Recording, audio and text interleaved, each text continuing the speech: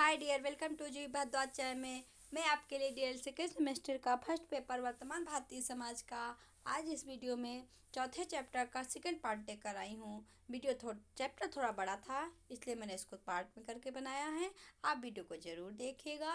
Video पसंद आए तो वीडियो को लाइक, शेयर और चैनल को भी सब्सक्राइब जरूर करिएगा। Thank you. तो सबसे हम देख रहे थे मुगल कालीन की शिक्षा। हमने वैदिक काल की शिक्षा देख लिया, अब हम मुगल कालीन की शिक्षा देखेंगे। मुगल कालीन में शिक्षा व्यवस्था कैसी थी। शिक्षा मकतब, जहाँ बच्चा लिखना सीखता है, और मदरसा, भाषा व उच्च शिक्षा प्रदान की जाती है। शिक्षा का माध्यम फारसी था। परीक्षा प्रणाली, मुस्लिम युग में कोई शिक्षा प्रणाली प्रचलित नहीं थी। विभिन्न स्तर की शिक्षा प्रदान करने पर बच्चों को कामिल, फाजिल, आलिम की उपाधियाँ दी जाती थी। पाठ्यक्रम, मकतबों में अक्षर ज्ञान तथा धार्मिक ज्ञान को महत्वपूर्ण स्थान प्राप्त हुए।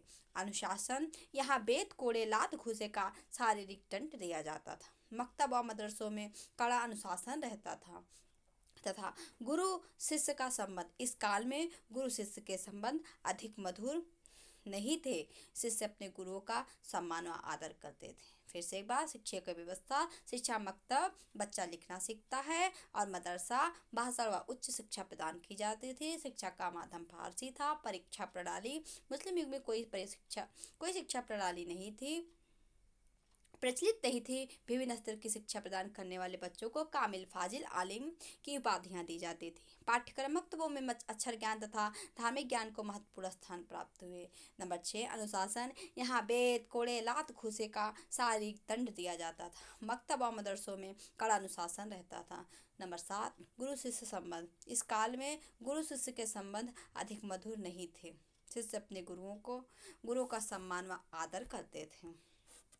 स्वतंत्रता के पूर्व शिक्षा, मुस्लिम युग में मकतबों और मदरसों में शिक्षा दी जाती थी। मुस्लिम युग में मकतबों और मदरसों में शिक्षा दी जाती थी। ब्रिटिश युग आया और ब्रिटिश शासक शिक्षा के प्रति उदासीन रहे। मिशनरियों के द्वारा आधुनिक शिक्षा का आरंभ हुआ।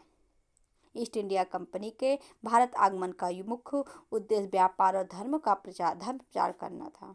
मिशनरियों का उद्देश्य कैथोलिक धर्म का प्रसार करना था। शिक्षा संबंधी तथा अन्य विषयों पर लॉर्ड विलियम बेंटिक ने मैकाले से कानूनी परामर्श मांगा।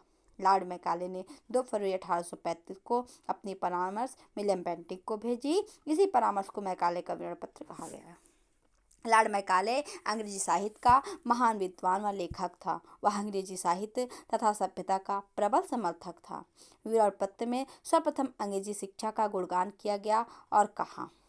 फिर से एक बार देखिए, मुस्लिम युग में मकतबों और मदरसों में शिक्षा दी जाती थी। फिर ब्रिटिश युग आया और ब्रिटिश शासक शिक्षा के प्रति उदासीन रहे। मिशनरियों के द्वारा आधुनिक शिक्षा का आरंभ हुआ। ईस्ट इंडिया कंपनी के भारत आगमन का मुख्य उद्देश्य व्यापार और धर्म प्रचार करना था।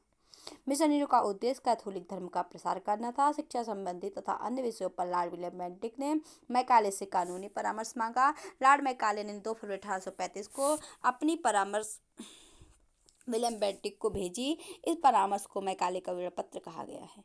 लॉर्ड मैकाले ने अंग्रेजी साहित्य का महान विद्वान व लेखक था। लॉर्ड मैकाले अंग्रेजी साहित्य का महान विद्वान व लेखक था। वह अंग्रेजी साहित्य तथा सभ्यता का प्रबल समर्थक था। विवरण पत्र में सर्वप्रथम अंग्रेजी शिक्षा का गुणगान किया और कहा, एक अच्छे अंग्रेजी के पुस्तकालय की एक अलमारी के बराबर ही समस्त संस्कृत व अरबी का साहित्य है। कहा, एक अच्छे अंग्रेजी के पुस्तकालय की एक अलमारी के बराबर ही समस्त संस्कृत एवं अरबी का साहित्य है। लॉर्ड मैकाले ने प्राच्य साहित्य की हंसी उड़ाने के बाद मैकाले ने सन 1813 के आज्ञा पत्र की विवेचना अपने ढंग से की। 1813 के प्रमुख तत्व, साहित्य में केवल अंग्रेजी साहित्य की बात की। मैकाले के अनुसार वही भारतीय विद्वान है जिसने जॉन लॉक के दर्शन तथा मिलन की कविताओं का ज्ञान है।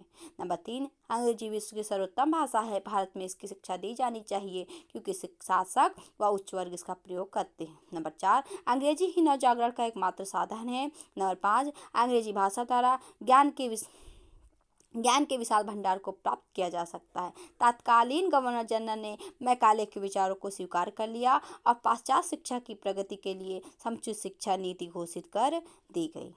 फिर से एक बार देखिए, शिक्षा में केवल अंग्रेजी साहित्य की बात की। नंबर 2, मैकाले के अनुसार वही भारतीय विद्वान है जिसने जॉन लॉक के दर्शन तथा मिलन की कविताओं का ज्ञान है। अंग्रेजी साहित्य विश्व की सर्वोत्तम भाषा है। भारत में इसकी शिक्षा दी जानी चाहिए क्योंकि शासक व उच्च वर्ग का इसका प्रयोग करते हैं। नंबर 4, अंग्रेजी ही नवजागरण का एकमात्र साधन है। नंबर 5, अंग्रेजी भाषा द्वारा ज्ञान के विशाल भंडार को प्राप्त किया जा सकता है। तत्कालीन गवर्नर जनरल ने मैकाले के विचारों को स्वीकार कर लिया और पाश्चात्य शिक्षा की प्रगति के लिए समुचित शिक्षा नीति घोषित कर दी गई। मैकाले के विवरण पत्र का भारतीय भूमि के इतिहास में महत्वपूर्ण स्थान है। अंग्रेजी शिक्षा के कारण ही भारत में राजनीति, जागृति, वैज्ञानिक चेतना और आर्थिक विचारधाराएं फैली। भारतीयों ने अंग्रेजी पढ़ी। इस प्रकार मैकाले ने भारत को नए विचार और अंग्रेजी शिक्षा को देकर अनजाने में ही भारत का हित किया। मैकाले के विवरण पत्र का भारतीय शिक्षा के इतिहास में महत्वपूर्ण स्थान है। अंग्रेजी शिक्षा के कारण ही भारत में राजनीति, जागृति, वैज्ञानिक चेतना और आर्थिक विचारधाराएं फैली। भारतवासियों ने अंग्रेजी पढ़ी। इस प्रकार मैकाले ने भारत को नए विचार और अंग्रेजी शिक्षा को देकर अनजाने में ही भारत के हित किया। उठ के शिक्षा के घोषणा पत्र की प्रमुख शिक्षा में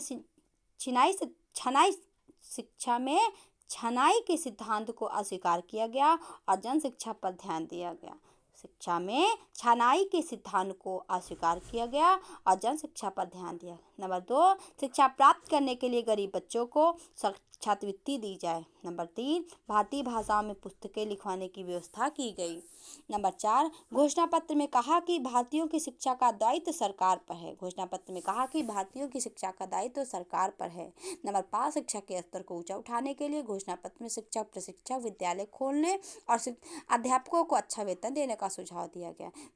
नंबर 6, विश्वविद्यालयों की स्थापना करके भारत में उच्च शिक्षा का विकास किया जाए। नंबर 7, स्त्री शिक्षा पर ध्यान दिया जाए और शिक्षा की व्यवस्था की जाए। नंबर 8, सरकारी नौकरी में शिक्षित व्यक्तियों को रखने का सुझाव दिया जाए। नंबर 9, व्यावसायिक शिक्षा पर बल दिया जाए। फिर से देखिए, घोषणा पत्र में कहा कि भारतीयों की शिक्षा का दायित्व सरकार पर है। नंबर 5, शिक्षा के स्तर को ऊंचा उठाने के लिए घोषणा पत्र में शिक्षक, प्रशिक्षक, विद्यालय खोलने और अध्यापकों को अच्छा वेतन देने का सुझाव दिया गया। नंबर 6, विश्वविद्यालयों की स्थापना करके भारत में उच्च शिक्षा का विकास किया जाए। नंबर 7, स्त्री शिक्षा पर ध्यान दिया जाए और शिक्षा की व्यवस्था की जाए। नंबर 8, सरकारी नौकरी में शिक्षित व्यक्तियों को रखने का सुझाव दिया जाए। नंबर 9, व्यावसायिक शिक्षा पर बल दिया जाए। उठ के घोषणा पत्र के दोष। नंबर 1, भारतीय साहित्य, संस्कृति, अरबी, फारसी की उपेक्षा की गई। पाश्चात्य ज्ञान को भारतीयों के लिए उचित बताया गया। नंबर 2, प्राथमिक शिक्षा देसी और उच्च शिक्षा के लिए अंग्रेजी माध्यम अनिवार्य कर दिया गया। नंबर 3, धर्मनिरपेक्षता की नीति ढोंगपूर्ण थी। बाइबल की शिक्षा विद्यालयों में बेरोक टोक चल रही थी। भारतीय में आध्यात्मिकता का लोप हो रहा था। नंबर 4, राजकीय सेवा के लिए वही योग्य थे जो अंग्रेजी से पढ़े लिखे थे। नंबर 5, भारतीय विद्यालय विदेशी साक्ष्य में बदलने लगे। यहाँ के विश्वविद्यालयों की स्थापना लंदन विश्वविद्यालय को आदर्श मानकर की जा रही थी। वुड के घोषणा पत्र के दोष। फिर से एक बार, भारतीय साहित्य, संस्कृत, अरबी, फारसी की उपेक्षा की गई। पाश्चात्य ज्ञान को भारतीयों के लिए उचित बताया गया।